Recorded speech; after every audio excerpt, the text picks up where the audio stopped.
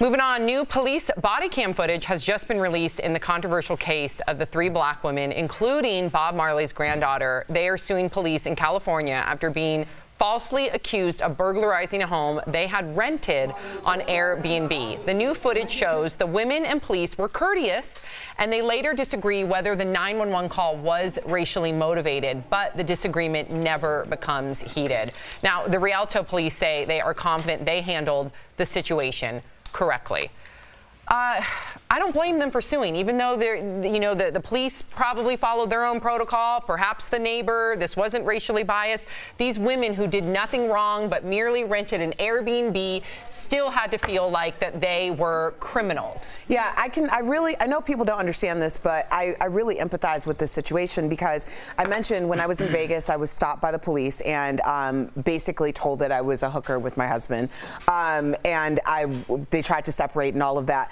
It ruined my entire vacation. Like, it completely ruined it. It made me not want to go to Vegas for quite some time, and I didn't. It was just something that I would have I continued to pursue it. I never sued, but I did pursue it because I wanted people to understand my story, thinking that would make a difference. It doesn't. So if people decide that they're going to sue and like raise some flags and sound some alarms, I don't have a problem with that. I kind of do have a problem with Erica, just simply because the police officer stopped you himself. You know what I mean? These police officers were called, and they did what they're hired to do. They went and checked out the situation. Now, is it excessive with 7 police cars and a helicopter? That's a different argument. But they were there to do their job. They handled the situation correctly. They didn't do anything wrong. I think it's on the Airbnb owners for not telling anyone else, their neighbors, hey, listen, I'm renting out my house. There's going to be strange people coming in and out, no matter what they look like or what color or what background they're from. There's going to be strange people coming in and out. I'm renting an Airbnb.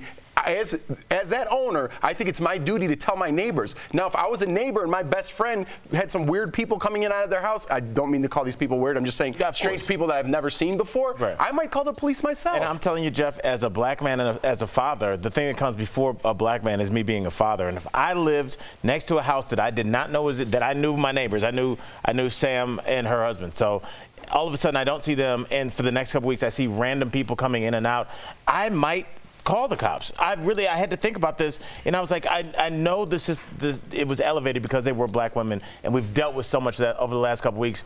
But I do think if you live in a neighborhood, I think this should be precedent for you having to do something if you are going to start using your house as an Airbnb. That would be a good Because you solution. are now bringing in dozens, potentially hundreds of new people that could be next door to you if you're in a condo, or next door to you if you're in a home. And people need to be, just for safety reasons. There might be 5 new cars in this driveway in the next week. The people that live around you have a right to know that. And I think that this needs to be on Airbnb in terms of having some kind of regulatory body that, like, when you start using your home as a hotel, the people around you need to know that. I'm with you, Al. I think that's a great solution.